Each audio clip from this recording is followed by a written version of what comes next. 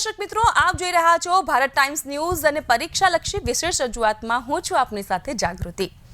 બોર્ડની એક્ઝામ નજીક આવી રહી છે એટલે ઉચાટ છે, ક્યાંક વાલી વર્ગમાં ઉચાટ છે, ક્યાંક શિક્ષકોમાં પણ ઉચાટ છે તૈયારીઓને લઈને, હેમખેમ પરીક્ષા પાર પાડવાને લઈને। પરંતુ સૌથી વધારે જો ઉચાટ હોય ને તો એ વિદ્યાર્થીઓમાં છે। કેવી રીતે કરીશું, શું થશે, શું નહીં થાય, પેપર કેવું નીકળશે, પરંતુ ખરી પરીક્ષા છે ને આપણા ઘરનું જે વર્ગખંડ છે ને એમાં થતી હોય છે। કારણ કે બાળકને સાચવનાર તો અસલી શિક્ષક તેના ઘરમાં માતા પિતાના સ્વરૂપે હોય છે। એટલે બાળક તેની તૈયારીમાં લાગેલું છે, પરંતુ બાળકની પાછળ વર્કિંગ પેરેન્ટ્સ હોય કે પછી ઘરમાં હાઉસવાઈફ વાળી માં હોય, એ પણ એટલી જ તો ખેંચાતી હોય છે ને। તો આજે વિદ્યાર્થીઓની તૈયારીઓની સાથોસાથ માતા પિતા કેવી રીતે પોતાનું યોગદાન આપે છે અને માતા પિતાએ પરીક્ષાના દિવસો દરમિયાન કેવી રીતે બાળકો સાથે સલાહ સૂચનથી વાત કરવી જોઈએ, પ્રેમથી વર્તવું જોઈએ, આ તમામ બાબત ઉપર આજે આપણે ખાસ ચર્ચા કરવાના છે। અને ચર્ચા કરવા માટે સ્ટુડિયોમાં મારી સાથે ઉપસ્થિત છે એજ્યુકેશનલ કાઉન્સિલર કેસી શાહ। કેસી સર, ખૂબ ખૂબ સ્વાગત આપનું સ્ટુડિયોમાં। કેમ છો? થેન્ક યુ, બહુ ફાઇન, થેન્ક યુ। પરીક્ષાની વાત તો કરવી છે, પરંતુ માતા પિતાથી જ સંતાન છે અને સંતાનની પ્રગતિ હોય એટલે માતા પિતા ગર્વથી બોલે કે આ મારું સંતાન છે। એ ગર્વ ઊભું કરવા માટે બંનેનું યોગદાન ઇક્વલી હોય છે। બોર્ડના વિદ્યાર્થીઓને આપણે સૌથી પહેલા વાત કરીએ તો વિદ્યાર્થીઓ માટે, તૈયારીઓ માટે તમે શું કહેશો?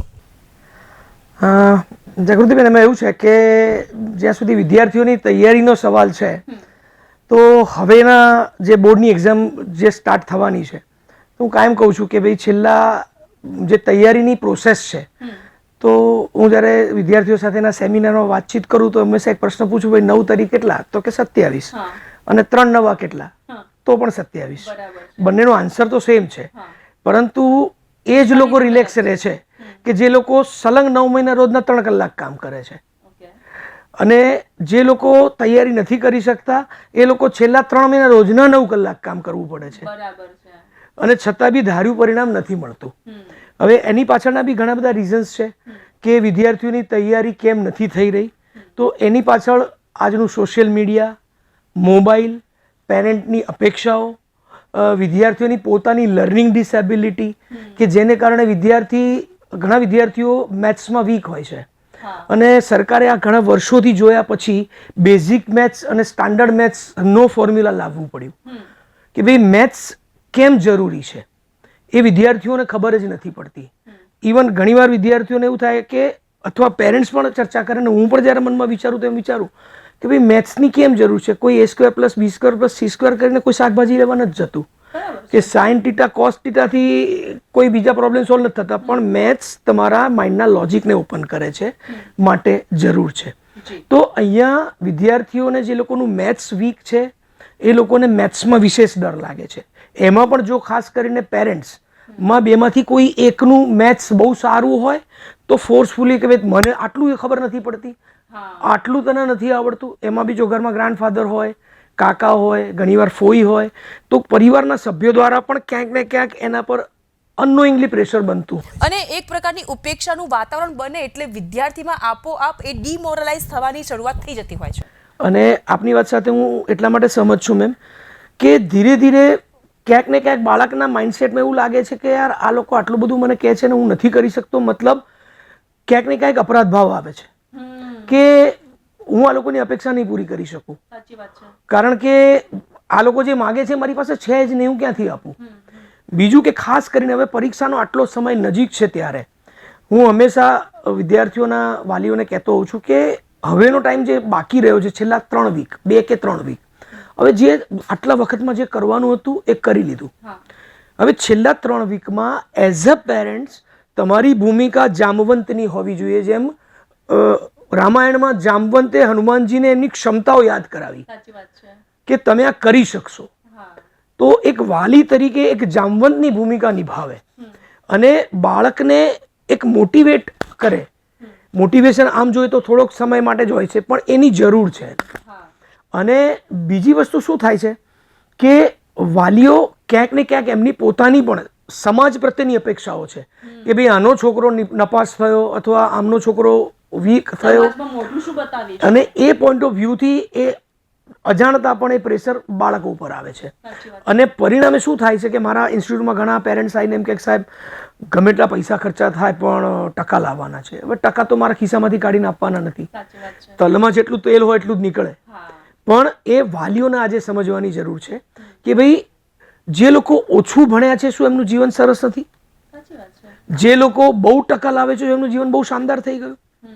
પણ બિંગ અ પેરેન્ટ્સ આપણી ભૂમિકા એટલી છે કે ભાઈ બાળક જ્યારે મારી પાસે કોઈ પેરેન્ટ્સ કાઉન્સેલિંગ માટે આવે છે કે સાહેબ મારો છોકરો ભણતો નથી, મારી વાત માનતો નથી, જીદ કરે છે, રમતિયાળ કરતાં બી મેડમ મોબાઈલ છોડતો નથી અથવા સામે જવાબ આપે છે, ગુસ્સો કરે છે, ત્યારે હું વાલીને એક પ્રશ્ન કરતો હોઉં છું કે મેડમ શું તમે તમારા બાળકને પ્રેમ કરો છો?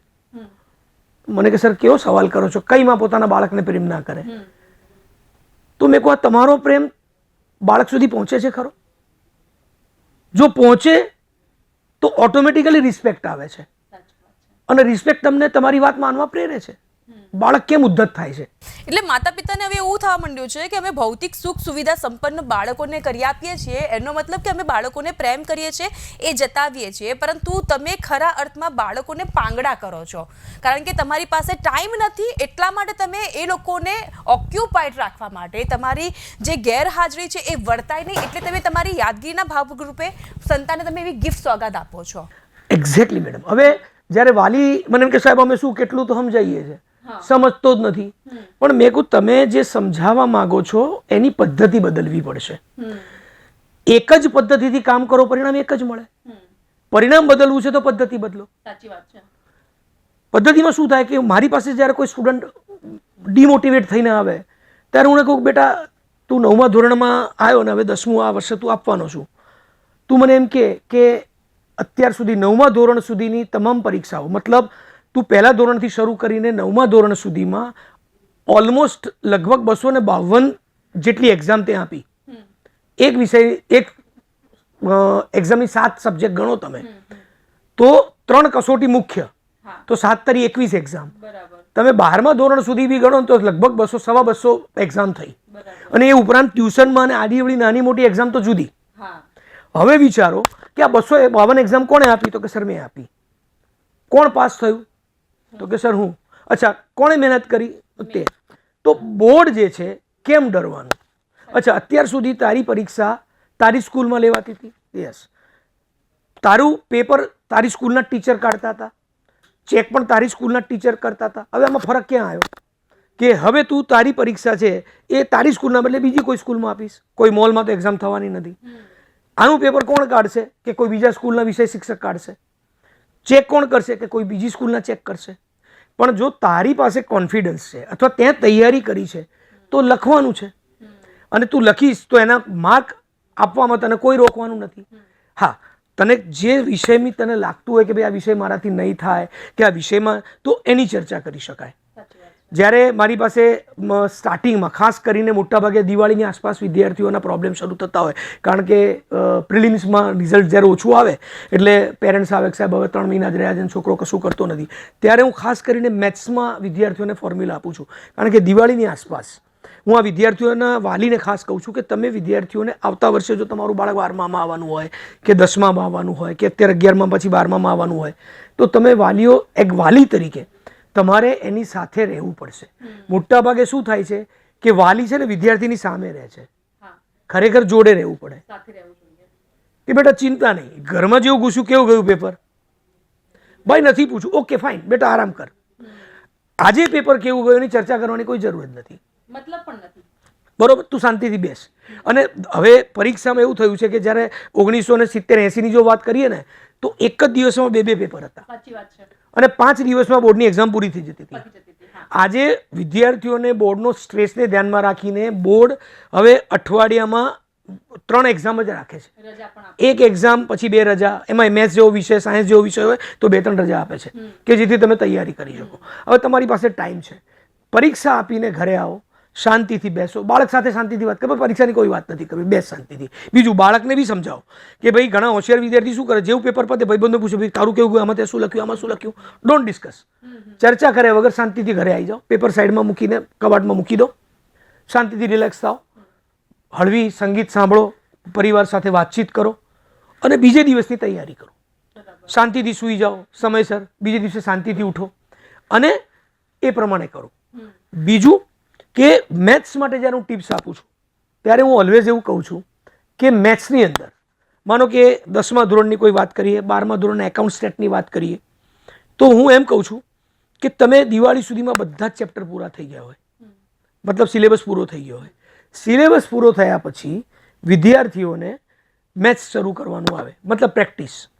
હવે પ્રોબ્લેમ ક્યાં આવે કે મેથ્સમાં બાળક શું કરશે, એને જે આવડતું એ જ લઈને વારંવાર કરશે, જે નથી આવડતું એને છોડી દેશે. હું એના માટે એક ટ્રિક્સ અને ટેકનિક્સ આપું છું. જે મારા પુસ્તક હલો સ્ટુડન્ટ મેં વિદ્યાર્થીઓ માટે લખ્યું છે એની અંદર મેં આ ટેકનિક આપી છે કે પહેલી વસ્તુ હું એ લોકોને પૂછું છું કે માનો કે તમારી પાસે 2000ની નોટ હોય, 500ની નોટ હોય, 100ની હોય, 50ની હોય, 20ની હોય, 10ની હોય, એ બધી જ નોટો હું જો ભેગી કરીને ઉડાડું તો એક બુદ્ધિશાળી વિદ્યાર્થી સૌથી પહેલા કઈ નોટ પકડે? 2000ની, પછી 500ની, પછી 5ની, 10ની નહીં પકડે તો બી ચાલશે. પણ આપણે શું કરીએ છીએ, 2000ની પહેલી નોટ લઈ લઈએ, 500ની લઈ લઈએ, તો મોટી નોટ લઈ લીધી.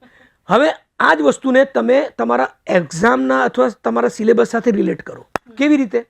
માનો કે તમે જુઓ કે મેથ્સની અંદર તમને આવડતા ચેપ્ટર કયા, તો તમારી 2000ની નોટ થઈ. એમાંથી કંઈ બી પૂછાશે મને આવડશે, મારા ખિસ્સામાં છે 2000ની નોટ, પતી ગયું. હવે એમાંથી એક ચેપ્ટર એવું છે કે જેમાં મને બે રીત નથી આવડતી, તો એ મારી 500ની નોટ છે. મારે કોઈ મિત્રની મદદ લઈને, ટ્યુશનના સરની મદદ લઈને, સ્કૂલના કોઈ ટીચરની મદદ લઈને એ જો હું પ્રોબ્લેમ સોલ્વ કરું તો એ 500ની નોટ 2000ની નોટમાં કન્વર્ટ થઈ જાય. બરાબર છે. ફોર્મ્યુલા તમારે ખાલી અહીંયા એક ડિસાઇડ કરવાની જરૂર છે કે કયા ફોર્મ્યુલાથી હું કયા સબ્જેક્ટને કેવી રીતે ઇઝીલી લર્ન કરી શકું છું. અને ઘણી વખત એવું પણ થતું હોય છે શાહ સાહેબ કે ખાસ કરીને વર્કિંગ પેરેન્ટ્સ હોય છે ને, એ બાળકોની એક્ઝામ જ્યારે નજીક આવે છે ને ત્યારે એ કાં તો જોબમાંથી બ્રેક લઈ લેતા હોય છે અને કાં તો વર્કિંગ પેરેન્ટ્સ છે ને એ પ્રેશરાઇઝ કરતા હોય છે. પોતાના વર્કપ્લેસનું જેટલું પણ ડિપ્રેશન હોય, સ્ટ્રેસ હોય, બોસનો ગુસ્સો હોય, એ બિચારા સંતાન ઉપર ઠાલવતા હોય છે. બંને વસ્તુમાં ખૂબ જ તફાવત છે. હાઉસવાઈફ તરીકે મમ્મી તો આખો દિવસ રહેવાની જ છે, એટલે વર્કિંગ પેરેન્ટ્સને તમે શું કહેશો કે કયા સંજોગોમાં બાળકનું બેસ્ટ રિઝલ્ટ જોઈતું હોય તો શું કરવું જોઈએ? હવે આમાં પણ પરિસ્થિતિ એ જ થાય છે જે મેં કહ્યું એમ કે મોટા ભાગે બોર્ડની પરીક્ષાનો જે હાઉ છે એમાં મધ્યમ વર્ગ, ખાસ કરીને મિડલ ક્લાસ જે છે, અપર મિડલ ક્લાસ અથવા અપર નહીં પણ લોઅર મિડલ ક્લાસ છે, એ પણ બાળકોના પર્સન્ટેજની પાછળ, ખાસ કરીને 12th સાયન્સની વાત હોય કે 12th કોમર્સની વાત હોય, એ લોકો બાળકોને ભણવા પર એટલા માટે અથવા પર્સન્ટેજની પાછળ એટલા માટે દોડવાની કોશિશ કરે છે કે જો એના સારા પર્સન્ટેજ આવે તો ભવિષ્યમાં એને કોઈ સારી કોલેજમાં એડમિશન લેવું, એ બી ગવર્મેન્ટ કોલેજમાં, જેથી એને ફીનું બર્ડન ના પડે પેરેન્ટ્સને. એટલા માટે ફોર્સફુલી કે ભાઈ તું ભણવા પર ધ્યાન આપીને ગવર્મેન્ટ, જેથી મને ફી ભરવામાં પ્રોબ્લેમ ના આવે. એક્ઝેક્ટલી, બરોબર. અને મોટાભાગે પેરેન્ટ્સ એવું કહેતા હોય છે કે ભાઈ અમે તો નથી ભણ્યા, તમે તો ભણી લો. બરોબર. હવે પરિસ્થિતિ આ થતી હોય છે કે પેરેન્ટ્સની જે અપેક્ષાઓ છે, એના સપનાઓ છે, એ ઇનડાયરેક્ટલી બચ્ચા ઉપર જતા હોય છે. અને બચ્ચાને જ્યારે એમ લાગે કે ભાઈ આ મારી કેપેસિટી નથી, ત્યારે એ ગિલ્ટી ફીલ કરે કે યાર હવે મમ્મીની અપેક્ષા હું પૂરી નહીં કરી શકું, અથવા મારા રિઝલ્ટ ઓછું આવશે તો મમ્મીને દુઃખ થશે કારણ કે આટલી તકલીફો કરીને. અને પરિણામે શું થાય છે કે આપણે સમાજમાં જોઈએ છે, ન્યૂઝપેપરમાં આવે છે કે ભાઈ કોઈએ સુસાઇડ કર્યું કે ઘર છોડીને પરીક્ષા વખતે જતા રહ્યા. તો આ બધા જ રીઝનની પાછળ એક પેરેન્ટિંગ જે આખો ટોપિક છે હવે, કારણ કે આજના વર્ષો પહેલાં પેરેન્ટિંગ ટોપિક જ નહોતો, હવે છેલ્લા 15-20 વર્ષથી પેરેન્ટિંગ આખો એક ટોપિક નવો આવ્યો, સબ્જેક્ટ. ભાઈ પેરેન્ટિંગ, બાળ ઉછેર, આખો એક પદ્ધતિ આવી ગઈ કે જેના પર દરેક પેરેન્ટ્સે કામ કરવું પડશે. અને એમાં પણ બોર્ડનો જે આવું છે, 9મા ધોરણથી પ્રેશરાઇઝ થાય છે બાળક. ભાઈ ધ્યાન રાખ, આવતી સાલ બોર્ડ છે, 11માં આવ્યો, 10માં તો ઓછા ટકા આવ્યા, વખતે 12માં આવું ના કરતો, 12માં ધ્યાન રાખ, કોમર્સ લીધું, થોડા વધારે ટકા આવ્યો તો સાયન્સ લેવત. તો આ બધી વસ્તુઓથી અને એ અનનોઇંગલી થતું હોય છે. પેરેન્ટ્સને ખબર જ નથી કે બાળકને ટ્રીટમેન્ટ ને ટેકલમેન્ટ શું હોઈ શકે. બરોબર. તો બાળકને પણ છેવટે એમ થાય કે ભાઈ તમે જો મારામાં વિશ્વાસ નથી અથવા તમે જો મને દરેક વસ્તુમાં ટોકતા છો, અને આમાં આપણી પેરેન્ટિંગની આ જે પેટર્ન બની ગઈ છે એમાં એવું થાય છે મેડમ કે મોટા ભાગે કે 17 વર્ષ સુધી, મતલબ 12મા ધોરણથી આવેલો છોકરાને તું આ ના કર, તું આ ના કર, તું આ ના કર કહેવામાં આવે, અને જેવું કોલેજમાં આવે એવું એને કહેવામાં આવે કે તારે આ કરવાનું, હવે તારે આ કરવાનું, તું તો કશું કરતો નથી. કારણ કે 17 વર્ષ સુધી એને કશું કરવા જ નથી દેવામાં આવ્યું. અને પછી જો તમે કહો કે હવે તું આ કર, તો એનો કોઈ વાંક નથી. કારણ કે એનો સેલ્ફ એસ્ટીમ એટલો નીચે જતો રહ્યો છે કે એને પોતાનામાં જ કોન્ફિડન્સ નથી કે હું આ કરી શકીશ. એટલે એવું કહી શકીએ શાહ સાહેબ આપણે કે બાળકના ખરાબ રિઝલ્ટ પાછળ પણ ક્યાંક નોઈંગલી અનનોઈંગલી માતા પિતાનું બિહેવિયર, એમના જે ટોણા હોય છે અને જે ઉપેક્ષાનું વર્તન હોય છે, કાં તો પછી સમાજ શું કહેશે, કેવી રીતે જોશે, આ બધી જ વસ્તુ જવાબદાર હોય છે સારા પરિણામ પાછળ પણ અને ખરાબ પરિણામ પાછળ પણ.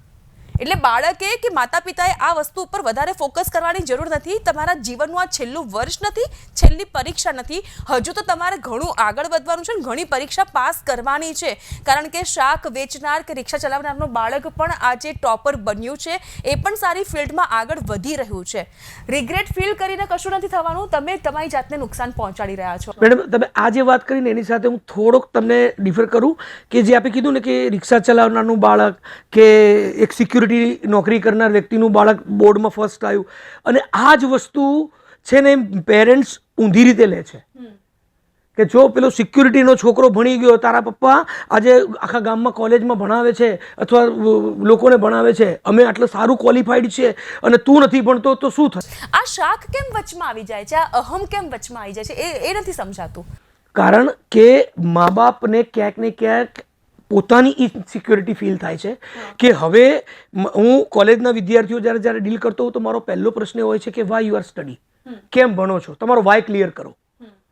તો મોટાભાગના વિદ્યાર્થીઓનો વાય જ ક્લિયર નથી.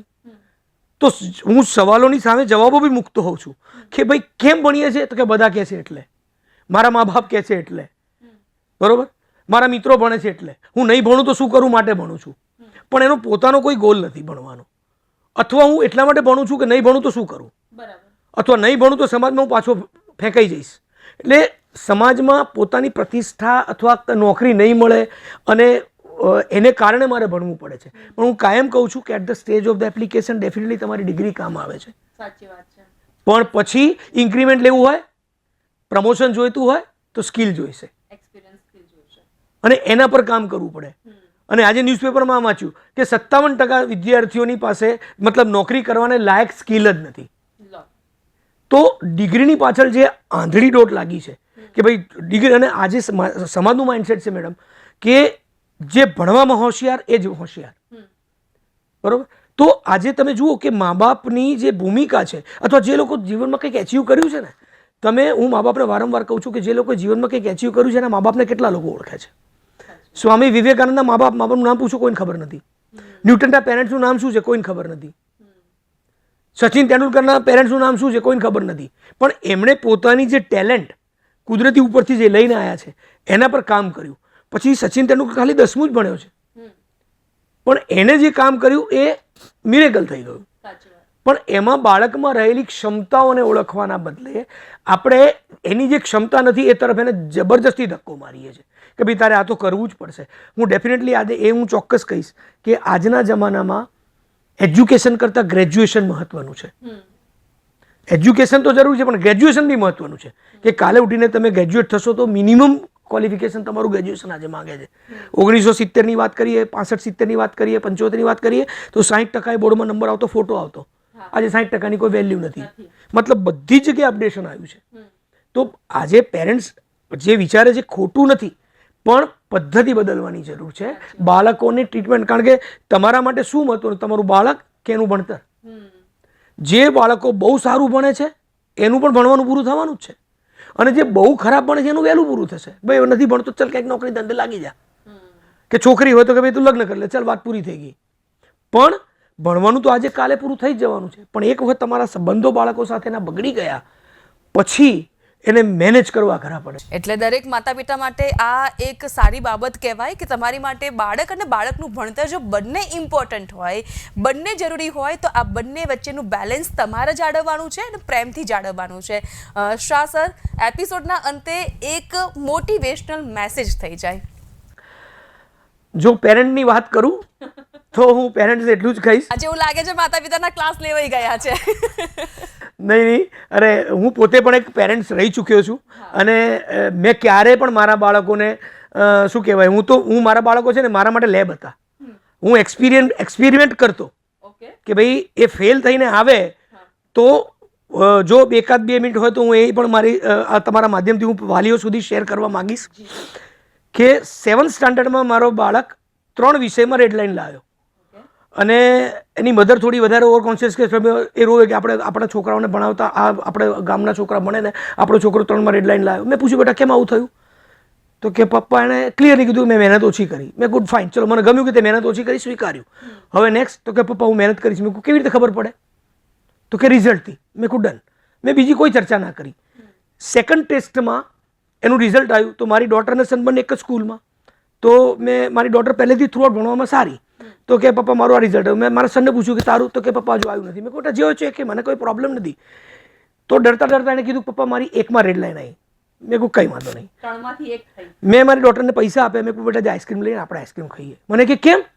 મેં કહ્યું તે 1માં રેડ લાઈન એનો નહીં પણ તે 2 રેડ લાઈન ક્લિયર કરીને એનો આપણે આઈસ્ક્રીમ ખાઈએ છીએ.